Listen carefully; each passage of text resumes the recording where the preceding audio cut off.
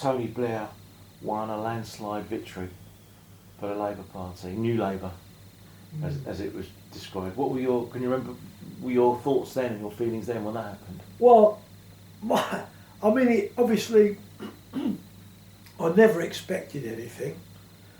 I knew Blair was a con artist, but of course no one could foresee the war that they was going to engage in. But the one thing that pretty early, quite straight away, he began by saying, this is prior to the actual election, I can't promise you anything, which I suspect is what the words that Starmer's going to use in the next election. You know, I've got to clear up the mess the Tories have made, right? So that's how he starts off, but people are going, be honest, no, he's only saying that now, but once he gets in, Labour will start dealing with the issues, and no, they didn't. What did another imposter, Brown? Now, he proceeded for the next 2 years to take on board the previous Chancellor, the Tory Chancellor's policies, and move forward with them for the next 2 years. So he did nothing. For 2 years, it was, as I said earlier, it's only when the election starts to begin to formulate that we need the electorate on our side. So Blair was saying to him, you've got to do something about the queues in the health service, and he started to do it, but he did it in a way that made problems further and further. He got new hospitals built on PPI, which meant private investors are brought in, so they're not on the book, so to speak, of the government's collection of taxes. So it don't come out of tax, but they then charge exorbitant prices for those bloody hospitals and rents and all the rest of it. And they, you know, it's been a whole process. They carried on Thatcherism, basically. That's what they carried on. But more than that, she got us in a war and he tried to emulate her. And of course, all the time, and more, it becomes absolutely clear that the people who become the Premier, i.e. Thatcher or more particularly Blair, Johnson, they see it as a launching pad to enrich themselves. I mean, they say that Blair, I don't know what he's currently worth, but I have seen it estimated he's worth about 60 million. Well, 60 million quid he never had before he was Premier. And again, for Johnson, same. Again, for Truss, the same. You see, and I suspect probably Starmer, because they go on these speaking tours, all paid for by capitalists who are grateful capitalists who want to show their appreciation. It's like having a little collection for Tony for the job he did for international capital, and the same, having a collection for Thatcher and so on and so forth. So it goes on, and Bob Johnson's the current one, and Truss, and so it goes on.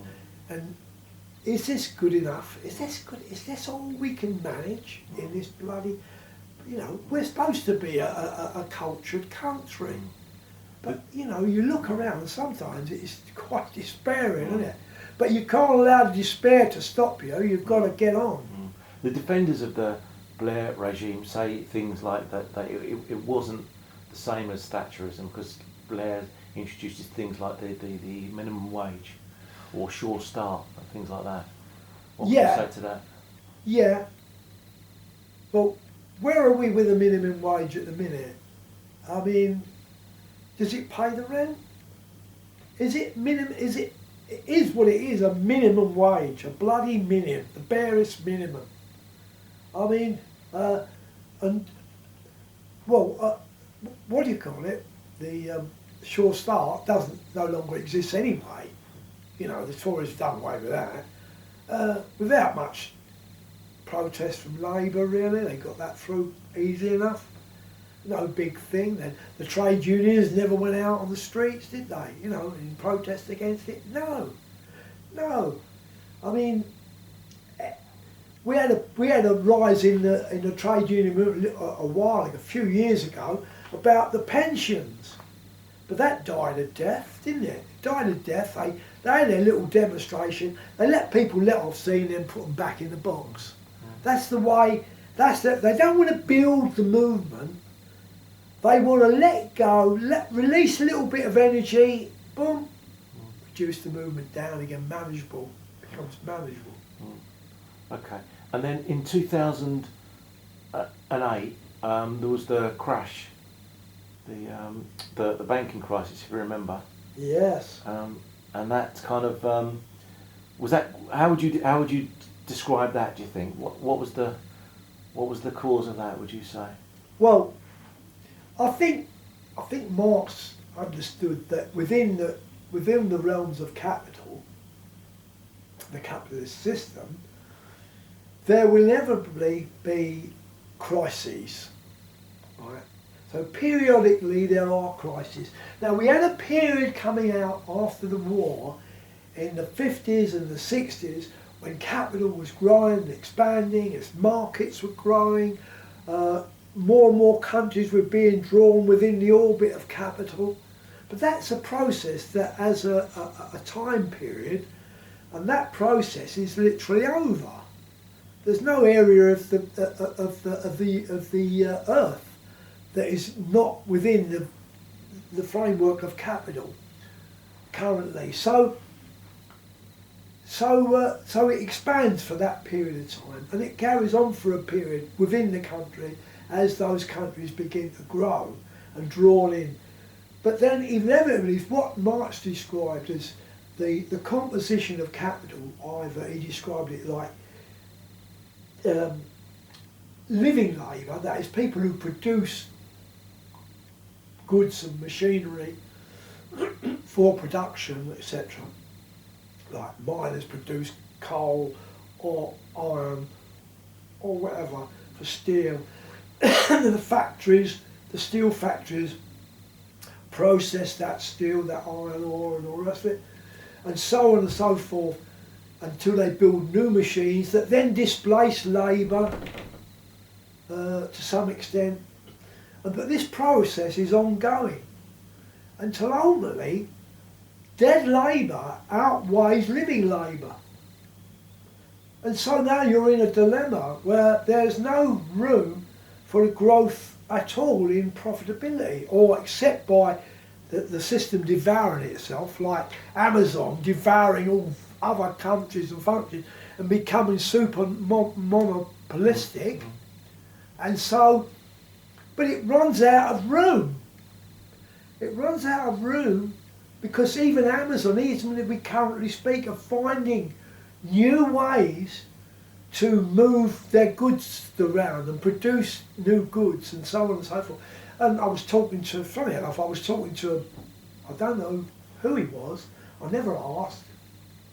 I went to someone's birthday party and I was sitting next to a bloke who lectures around the world on artificial intelligence.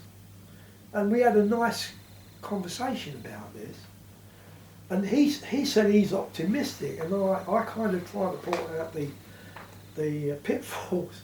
I mean, what about these machines, when they start, is there any chance of them becoming independent and independently discussing things with one another and then moving so fast away from us that we no longer hold any of the information at all. We can't. The speed of which they travel is so fast and vast that we can't hope to keep up. And do we control the machines, or do the machines control them, control us? All those issues were coming up. But you see, capital, in one sense, it can't move to that, but it does move towards it. For example, the Japanese are quite in one of the leading countries about robotics, and part of the reason they don't like foreign labour coming in, and they're an ageing society, so they're trying to imagine a society where they've got all these robots doing the work. They don't need to import, labour from abroad. Now that's all right as long as the whole world is not robotic. And they can sell a bit of their robotics to the world, but eventually that'll run out of room, and then the robots become in charge. And so, we have to have a different.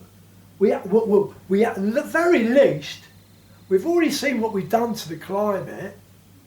At the very least, we need a plan for the climate and for robotics and artificial intelligence. Have we got a plan?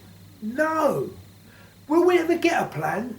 No, not under this system, because they're a band of warring brothers. They're in competition. They're not about to get together.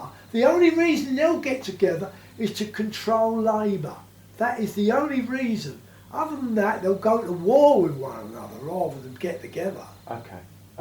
Yeah, absolutely. All right. So then, in 2010, the Tories and the Liberals together won the election, and they came together in a coalition. And that coalition said that we have to have austerity in order to restore the economy to health. Yeah. What do you think about that period? Well, it was basically. Remember 2008, the crisis, and who's the grand architect? Well, I think it's Gordon Brown and Bill Clinton. I think it was, wasn't it? Yeah, I think it was Clinton and Brown. And what they did, and whether they actually designed it, but the idea was we need to print some money, quantitative easing, so to speak, and also to reduce interest rates. That's their way out of the crisis. Of course, it just delays the crisis. It does carry them over. The problem is, the printing of money is devaluing the money. Money's like anything else. The more of it there is, the less valuable it becomes. And so they're printing reams of money. And also, the banks then distributing that money to their friends, in quotes, who then use that money at extremely low rates of interest, then proceed to buy back the share value in their own firms or factories or whatever, thereby enhancing the seeming to that the actual firm is healthy and stable. In fact, it's nothing of the kind, right? What we call zombie capitalism, and the financialisation of the system and the way they did it means, in fact, there is a period where the system works, but then it reaches a point where it can't do that anymore. And we're at that point now. And so what are they doing? They're reversing the system. They've stopped the quantitative easing, and now they're going to raise interest rates, which we all know will lead to a recession. Now, they're always talking about the soft landings and the hard landings, and I'm afraid what we're facing is a very, very hard landing. You know, I don't believe that you can do what they did and get away with it. You know, there's no, I mean, this isn't the first society to come down. I mean, Rome, they had inflation and all the rest of it. We've got, you know, they're talking about stagflation. You know, we've got that, it's growing. Britain, in particular, is particularly vulnerable, although its debt level isn't as great as some countries. Japan's got the highest debt level. America's got a very high debt level. But at the same time, we've got the schism within the system. We've got the situation where, particularly under Obama, suddenly the Americans realised that the Japanese are making huge progress. And if that progress continues, they'll overtake the United States. That's really worrying for imperialism, isn't it? And not only for the United States, for all their European acolytes. So what do? They decide we'll militarily pivot to Asia. It means China, basically. And then we'll sanction China. Well, Trump come in, sanctions and all the rest of it. Sanction China to try and slow their growth. Because they did the similar thing to the Japanese. They didn't sanction them, but they got them to raise their interest rates, which caused, lower their interest rates, which caused the yen, or whatever that the currency is in Japan, to fall, which made them less competitive. And so, because Japan has to import a lot of its stuff anyway. So they've already did that. The Chinese wouldn't play ball. So they've now decided they're going to, having used the Chinese to split them off from Russia, Soviet Union, the Sino-Soviet, they're now going to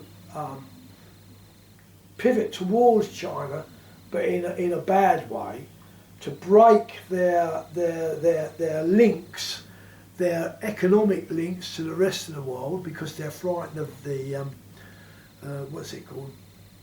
Road and pardon? I can't remember what it's called. Road and whatever it's called. You know, the plan they've got to escape the water in order to build up an international framework of trade. They're going to break the Chinese from that, and so that's what's happened. And then, of course, whoever controls Eurasia literally controls the world. So the Americans are desperate for the Russians to be broken down into size, manageable pieces. The last job they did on the Soviet Union, where they helped to break the Soviet. I mean, the war in Afghanistan didn't help the Soviets, or the Stalinists, as we might call them, the state capitalists. But they upped their rate of armaments and broke Russia, and so now they're aiming to break the Chinese and break the Russians with their war in Ukraine. They want to prolong that to undermine the Russians, so that it really breaks Russia up into manageable pieces. But they're also in a position where, by breaking down the global system of trade, which they have done, they're now really in danger themselves of being overwhelmed, and they're in a crisis. We're moving towards a crisis, both in terms of inflation, but also stagflation, that could really create a real issue for them. Okay. And then in 2018, I think it was, there was the Brexit vote as well. Yeah. Which sent shockwaves through the establishment, I think. But what did you make of that? What I make of Brexit? Well, to be perfectly honest, those people who believe in a European unification, I think their instincts are good,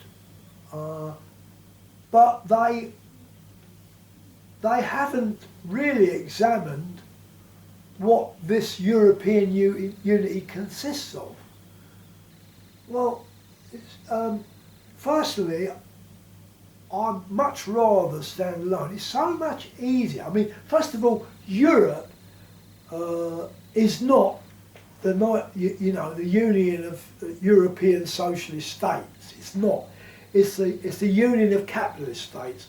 And the thing they preside over is the market, an exclusive market. It's not a common market in the sense that it's open to everyone. It's not open to everyone. or it's open to everyone on condition you pay the entrance fee. And the entrance fee means that you have to pay a tariff on all the goods you sell in the market if you're from outside the market. So it's a club of rich nations trying to exploit the market to their advantage. Now, the Americans can get over that because they can own companies in Europe.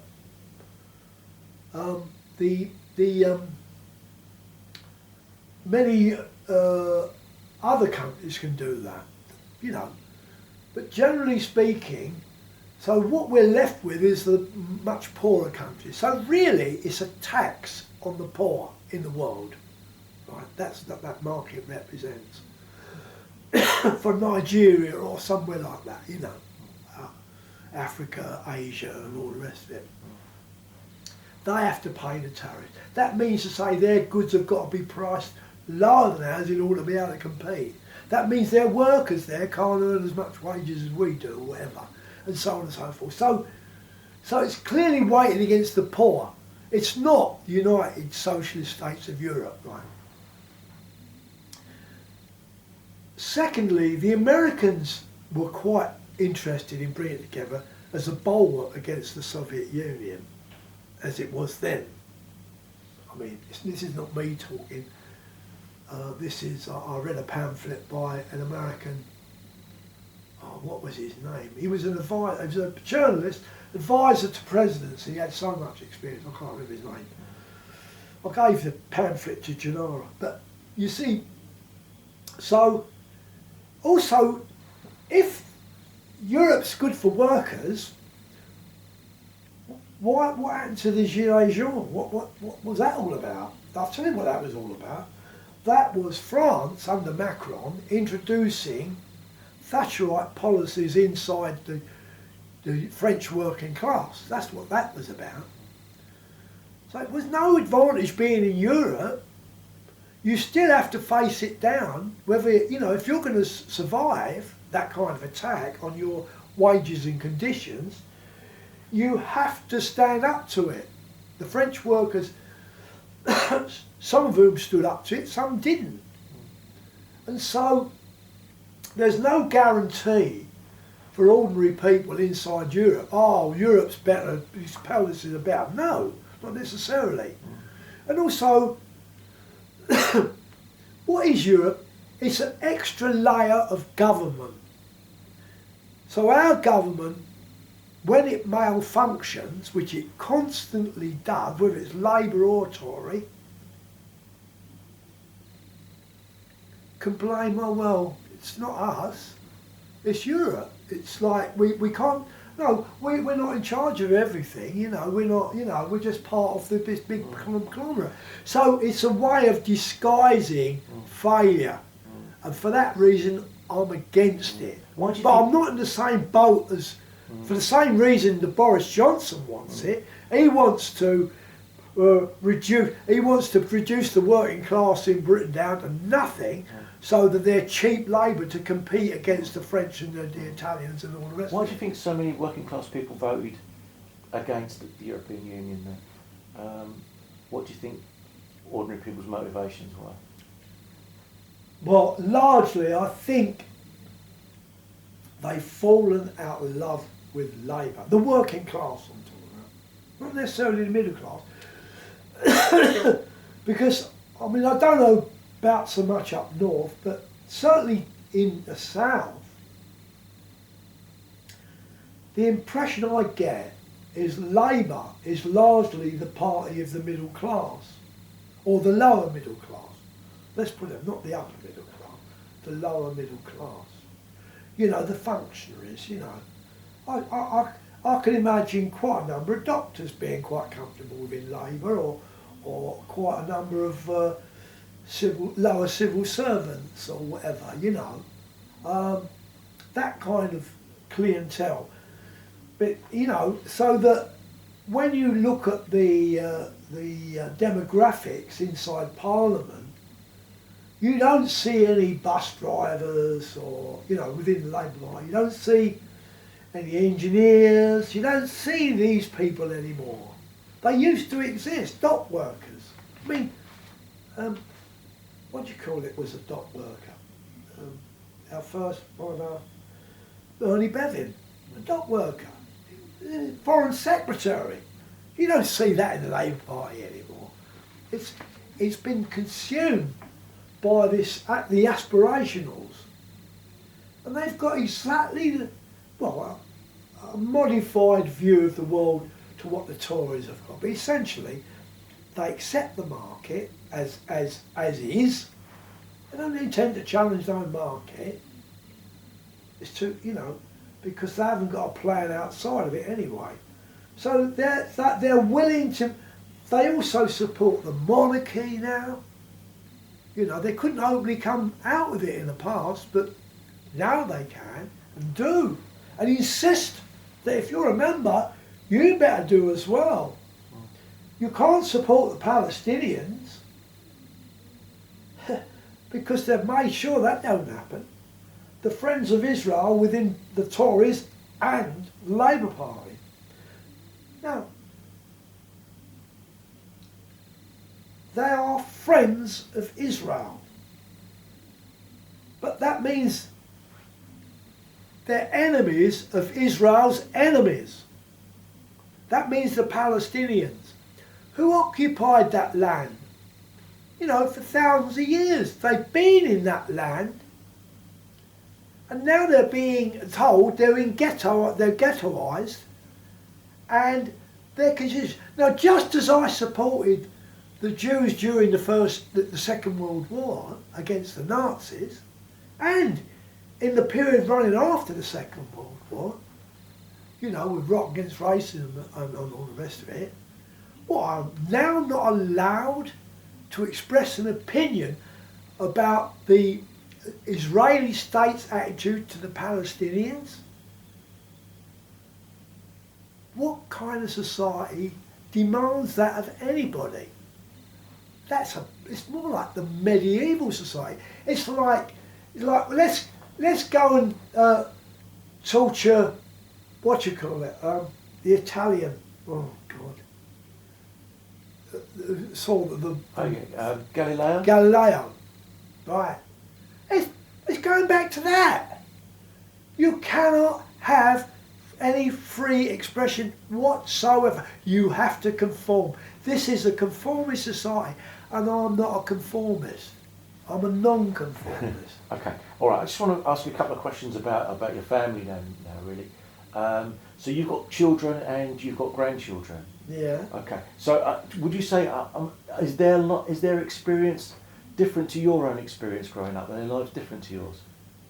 Yeah, it is. It is a lot different. I mean, they never experienced war, and I suppose the period after the 60s, where the beverage thing started to take shape. Although let's remember that West Germany had a conservative Adenauer, and they built a health service. So don't let's pretend that Labour, they began a welfare state in Germany as well. To be fair to them, although I wasn't a fan of Adenauer, but nevertheless. So my children, and subsequently the grandchildren, well, they've both got different.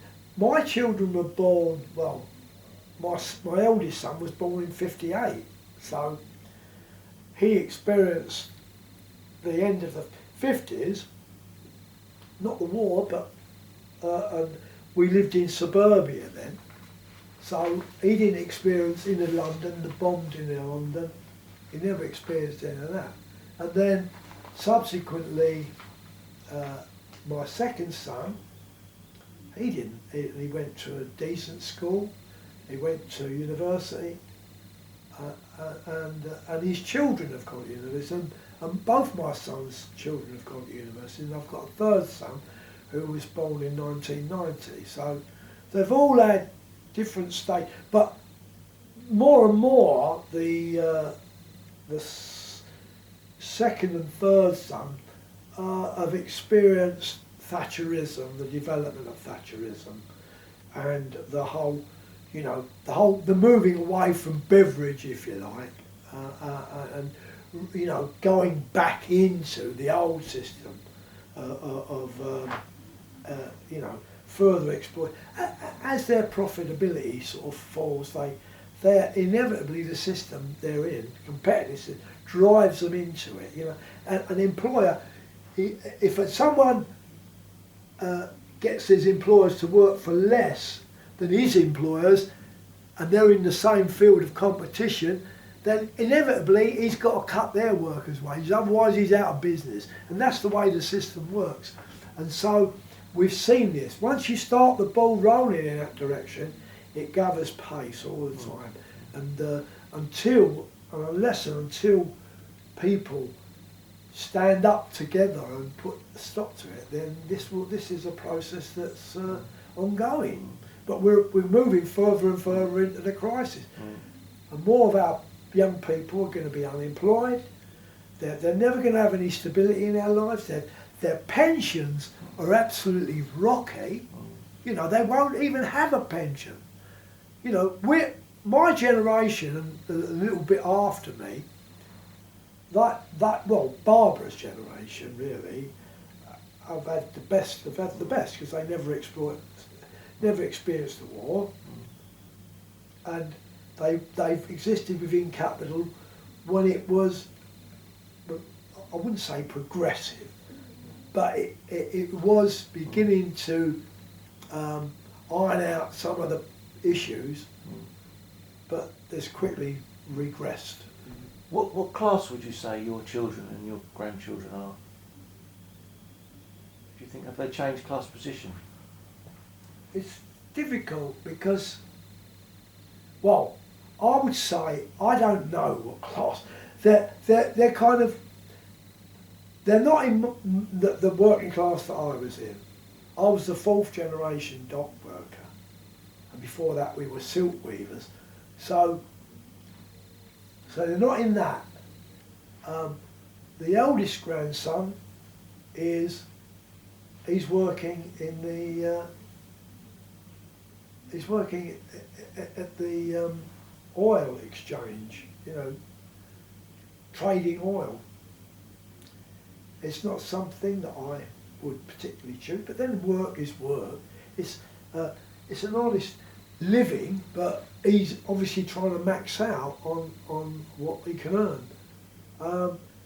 So in that sense, he's aspirational, which I'm not particularly. I'm aspirational for the class, for the working class. I'm not aspirational for myself particularly, although, we all like a holiday, we all like to be comfortable, but nevertheless, And then ironically, my second son's got 3 children who are all, one's recently started work, he did a master's, he got a first at university, and he got a master's at university. He got a first in masters, and he's a bright kid. I mean, it was amazing to me because he was getting sort of like scores like 98%, which kind of like, I think it's like kind of unheard of, really. I mean, they're probably giving him 2% knocked off because they've got to look at least critical. It looks like it's a fitted up job, and he's working in the oil industry, but the other end, in production. Now, it's not an industry that I myself would have chosen because I'm basically against fossil fuel industry and the rest of it. I think we need to change in all industries. These industries can be utilised to produce in other forms. So, they could be producing all. I mean, I've never understood why we've got wind farms out at sea, and they aren't set on a platform of floats that can produce wave power at the same time, so as you're producing and then have solar things on top of them, so you're producing solar, wind and wave all at once. I mean, it seems to me that why wouldn't we do that? It's not without human endeavour that couldn't be done. And those industries could play a big part in those things, you know. And like, you know, you like in Cumbria where I go, because Barbara's got family there. Obviously, nuclear power is a big thing, and also for the defence industry, they produce nuclear submarines and stuff like that there. And in order to win those people off those huge defence contracts, those industries could be utilised in the production of wind, solar and all other kinds of forms of advancement. Maybe, you know, AI, you know, artificial intelligence, all sorts of stuff. So that you could get those people on board by saying you don't have to lose your job when this happens. We can transform the industry to do other things. So are any of your children or grandchildren political like you have been, or trade unionists like you've been? My seconds, they're all non-racist, right? That's what I'm pleased about. But they're not. My second son, I would describe as a revolutionary socialist. He understands. I mean, I spoke to him. He understands, and he is. His children are not. My grandchildren are not, which is sad. But I do talk to them, try to explain the world to them, try to, you know, develop their ideas and stuff. But of course, their experience is different to mine, and so it's much more difficult. And I'm not with them sort of all the time. I would have loved. I was the fourth generation. I was hoping my other son would come in the door and carry on the family tradition, so to speak. But it wasn't to be. So, okay. Do you think, have you changed, do you think, in the last 50 years or so? Have you changed? Or are you still well, the same? yeah, obviously everyone changed, not just physically, but mentally. You learn more, obviously. I would say I understand my politics more now than I've ever understood it, you know. In the beginning, you're just at the beginning. You have an instinct. You have a kind of, I don't know. I've always been willing to join with others in struggle.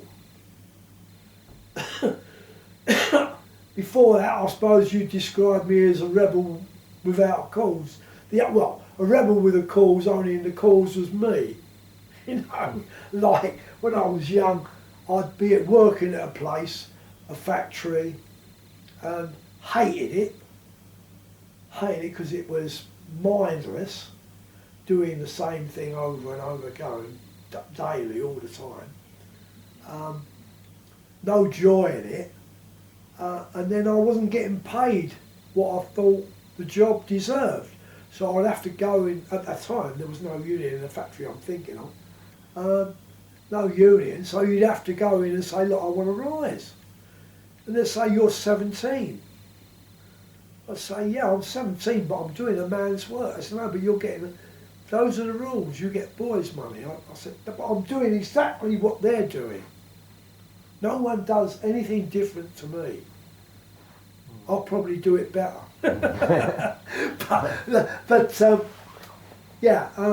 So I was never without confidence in that way, in self-belief. But but as I say, I have changed. Yeah, I've changed. I've understood why. I've never been a racist. But I understand more and more why I'm not a racist. You know, I knew I wasn't a racist when I was young. I mean, some of the jobs I had, I worked with black guys, I went out and I socialised them. I used to enjoy the sort of music they enjoy. And so, but there was no thought of why. It was only when I started to understand colonialism, its slavery, you know, the politics of change and everything, that it all fell into place. So you spent like the last 50 or more years as a working class activist. Do you think, has that made a difference, do you think? Have you made a difference in that time? What now? Like all those 50 years that you've spent being an activist, has that made a difference, do you think? Yeah, I mean, I think I understand how the world works to some extent, you know. But do you think have you made a difference on the world? Have you Have I? Yeah. Do you think you've changed things? Oh, well, on occasions, yes. I mean, for example, we saved the port of bloody Preston, but unfortunately, the workers there took severance, enhanced severance, I might say. So in that sense, yeah, we did, but obviously success is, within a system, you have to be constantly striving, because they're constantly striving to usurp you. And I mean, we know that if you're in a political organisation like we are, we know there are police spies in the organisation spying on you. Because they know, quite rightly, you're trying to usurp the state you live in. Yeah, of course we are. It's not good enough. We want to get rid of it, want to change it. I see those poor sods coming over on those boats, and I think, poor sods. How can we help them? We should be living in this world where we help one another, you know. That's the world I want to live in. I don't want to live in this world where we're all competitive, all trying to outdo one another, all trying to do each other down, even to the point where we're going to bomb your house. No, I don't want to live in that world. I want to live in a better world than that. And, you know, I think I've got enough. You know I'm not an academic, but I can see enough to know that the world can be changed. And I know we don't have to live in this way, you know. The same as we don't live in slavery now, although the Romans had slavery, and we don't live in feudalism now. There's no feudalist party going to go back to feudalism, is there? And let's hope when we get socialism, no conservative party want to go back to capitalism or capitalist party. You know, it'd be mad, you wouldn't go back, you know. There have been distinct changes in the world, and we have to change again.